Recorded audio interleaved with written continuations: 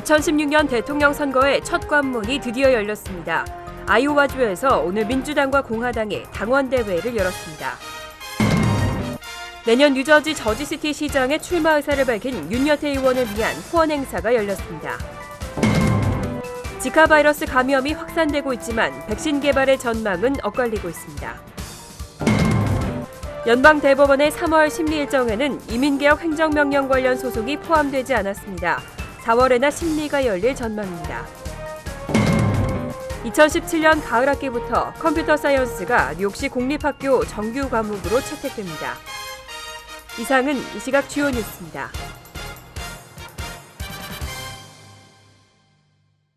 여러분 안녕하십니까? KBN 뉴스입니다.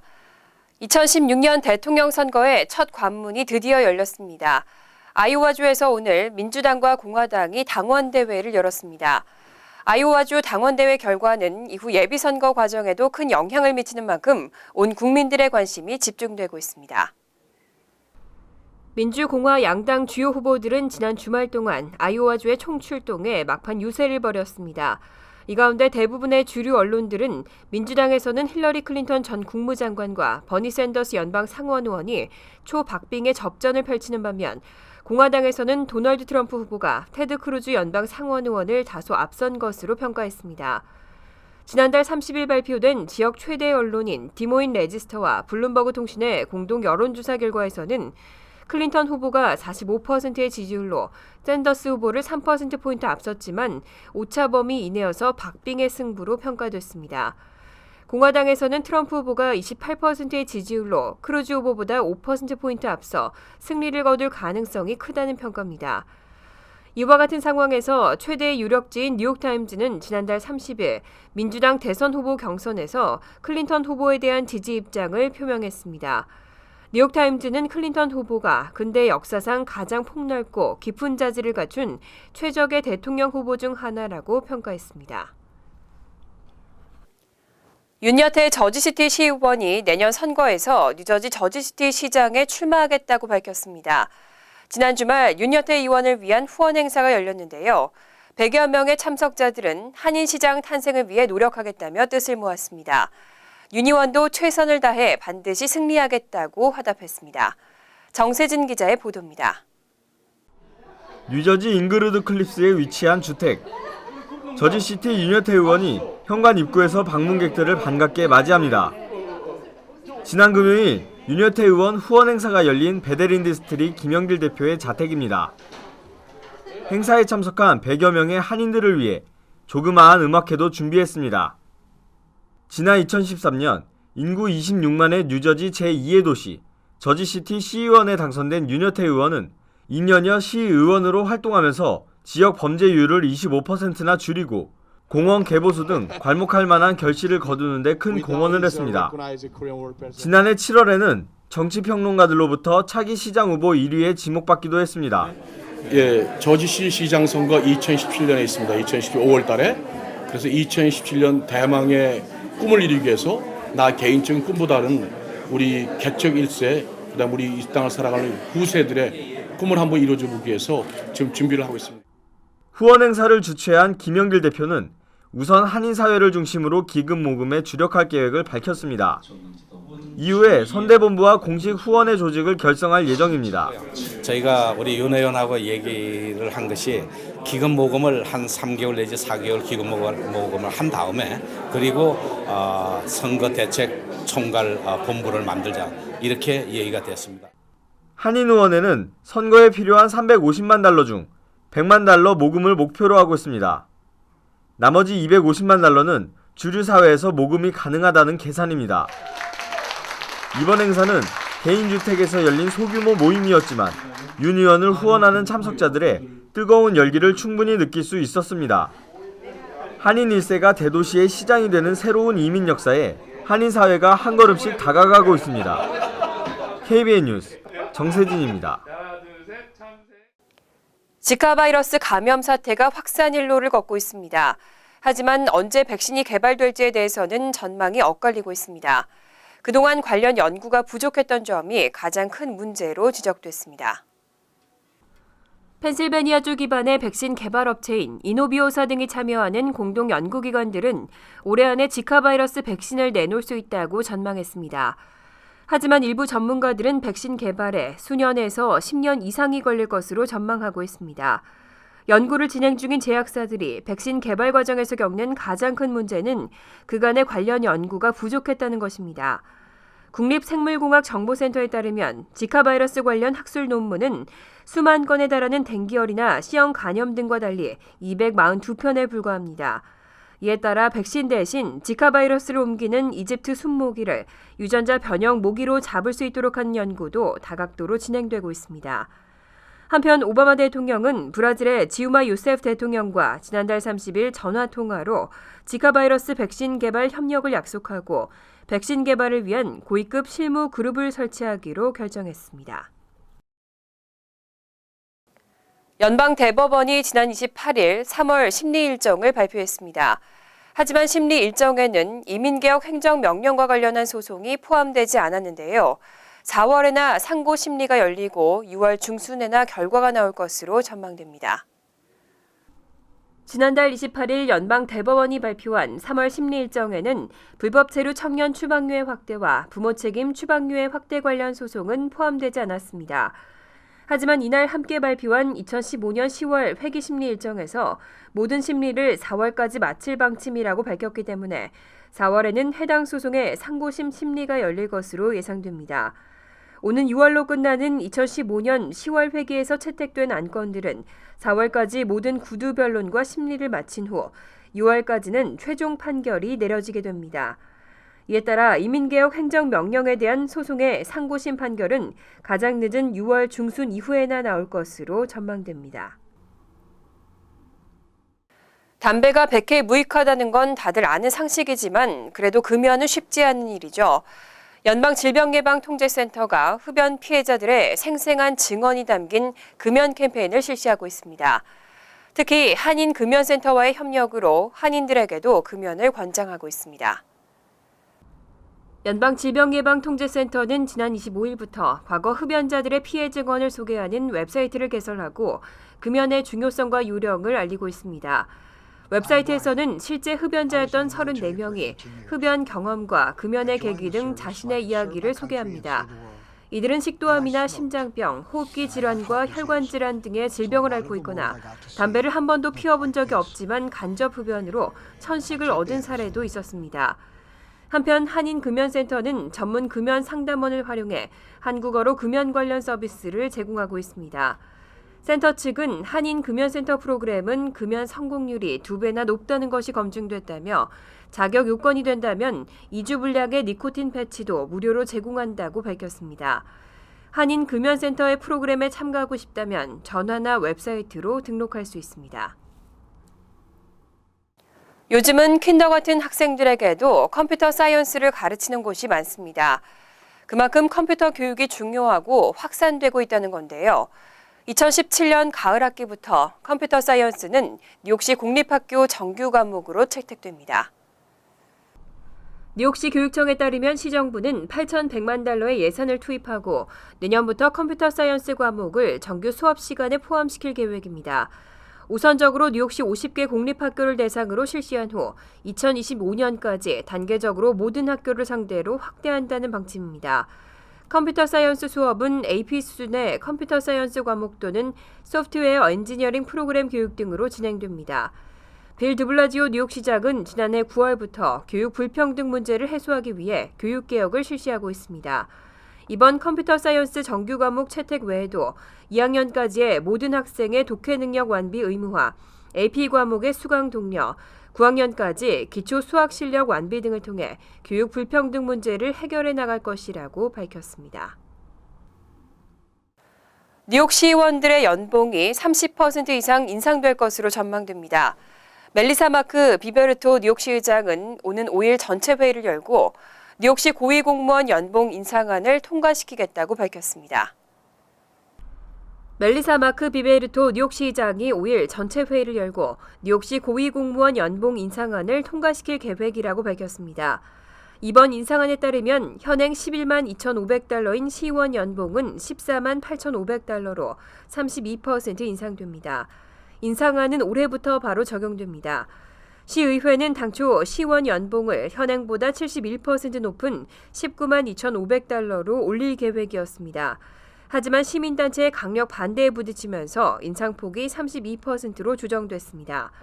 인상안이 통과되면 2006년 이후 10년 만에 시의원들의 연봉이 오르게 됩니다. 뉴욕시장 연봉은 22만 5천 달러에서 25만 8,750달러로 오르지만 빌 드블라지오 시장은 자신의 임기 동안에는 적용시키지 않겠다고 밝혔습니다. 이 밖에 뉴욕시 감사원장은 현행 21만 2,800달러에서 22만 8천 달러로, 뉴욕시 공익옹호관은 현행 18만 4,800달러에서 19만 8천 달러로, 5개 보로장은 현행 17만 9,200달러에서 19만 2천 달러로 각각 상향 조정됩니다. 시의원 대부분이 이번 인상안에 찬성하고 있는 만큼 무난히 통과될 것으로 예상됩니다. 최근 뉴욕시 전철역에서 칼부림 사건이 기승을 부리고 있습니다. 지난 일주일 사이 무려 4번에 걸쳐 칼부림 사건이 발생했는데요. 경찰이 시민들에게 주의를 당부하고 있습니다. 지난 1월 25일부터 31일까지의 일주일간 뉴욕시 전철에서는 무려 4건의 칼부림 사건이 잇따라 발생했습니다. 먼저 25일 오전 6시 50분에는 맨하튼 브로드웨이 라파엘 전철역에 진입하던 북쪽 방향 D전철에서 한 남성이 71세 피해자의 얼굴을 칼로 긋고 그대로 도주했습니다. 이후 26일 오후 9시 30분쯤에는 브루클린 프로스펙트 하이츠 아틀랜틱 애비뉴와 이스턴 파크웨이 사이를 지나던 남쪽 방향 3번 전철에서 29세 여성이 다른 승객과의 말다툼 끝에 오른손에 자상을 입었습니다. 또 27일 오후 9시 40분쯤 이스트 할렘의 116가역을 지나던 6번 전철에서는 32세 남성이 칼에 맞아 병원으로 이송됐습니다. 가장 최근인 31일 오전 3시 15분쯤에는 센트럴파크 노스역의 2번 전철 플랫폼에서 한 남성이 얼굴을 칼로 긁히는 부상을 입었습니다. 뉴욕시경에 따르면 올 들어 지난 한 달간 286건의 칼부림 사건이 발생했습니다. 지난해 같은 기간 249건보다 15% 증가한 것으로 경찰 당국은 시민들에게 주의를 당부하고 있습니다. 잠시 후 KBN 뉴스가 계속됩니다.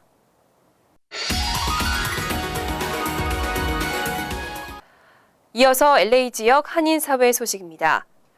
오렌지 카운티 탈주범 3명 가운데 1명이 검거됐습니다. 나머지 탈주범들에 대한 집중 검거 작전에도 탄력이 붙을 것으로 전망됩니다. 김정균 기자가 보도합니다. 지난 주말 오렌지 카운티 중부구치소를 탈출해 행방이 묘연했던 3명의 탈주범 중 1명이 오늘 경찰에 붙잡혔습니다.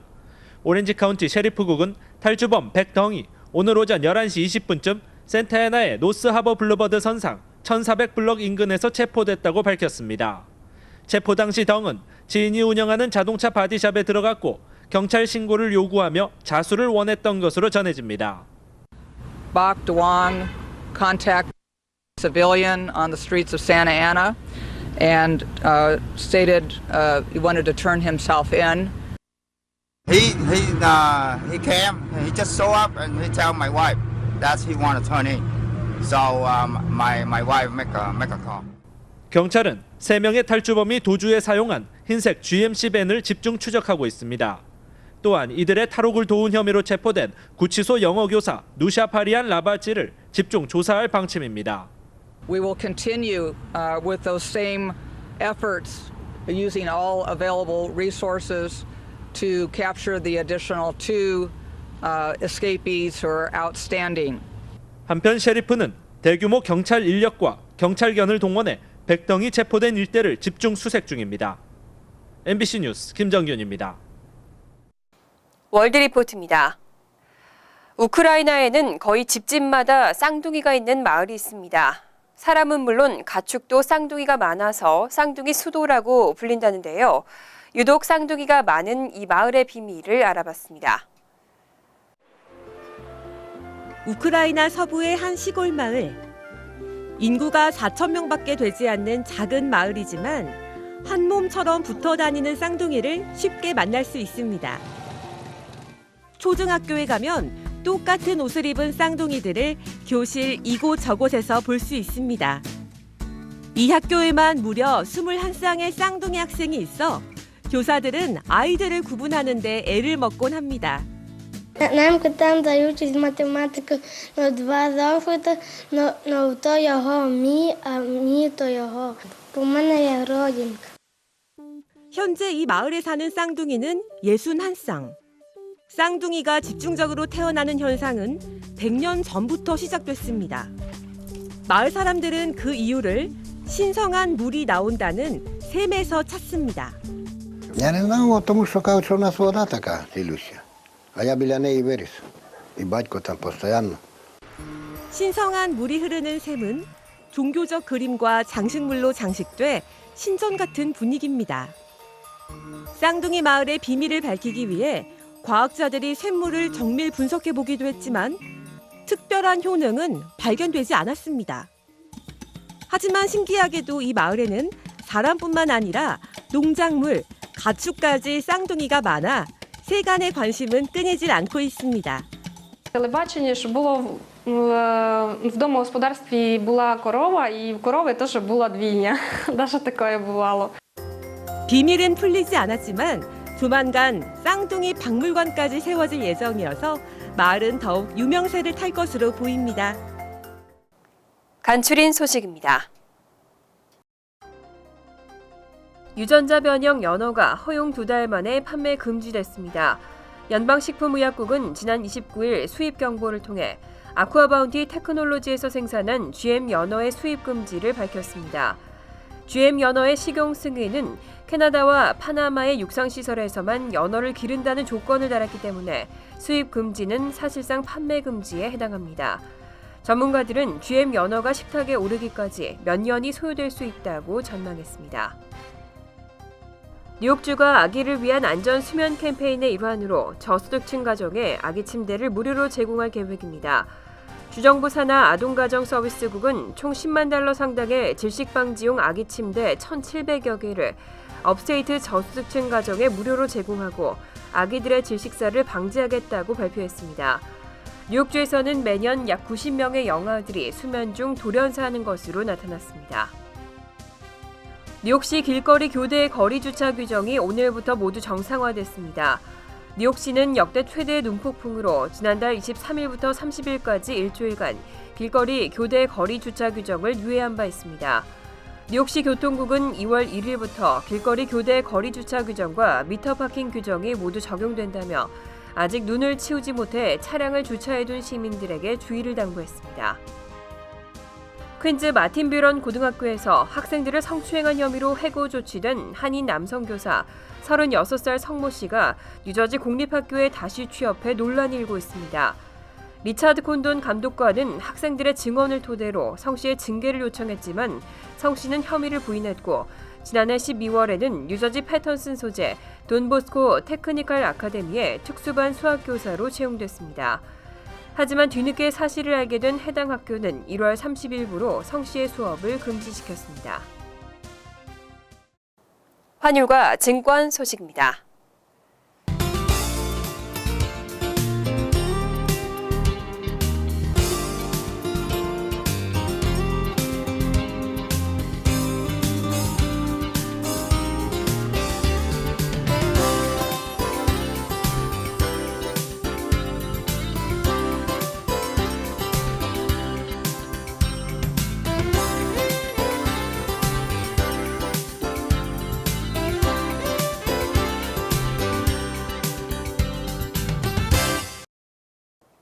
이어서 날씨입니다. 화요일은 대체로 화창하지만 밤늦게는 소나기 오는 곳이 있겠습니다. 낮 최고 기온은 45도, 섭씨 7도, 밤 최저 기온은 35도, 섭씨 2도로 예상됩니다. 수요일은 때로 많은 양의 비가 내리겠지만 포근하겠습니다. 목요일은 화창하겠습니다. 이상으로 KBN 뉴스를 마칩니다. KBN과 함께 즐거운 저녁 되시기 바랍니다.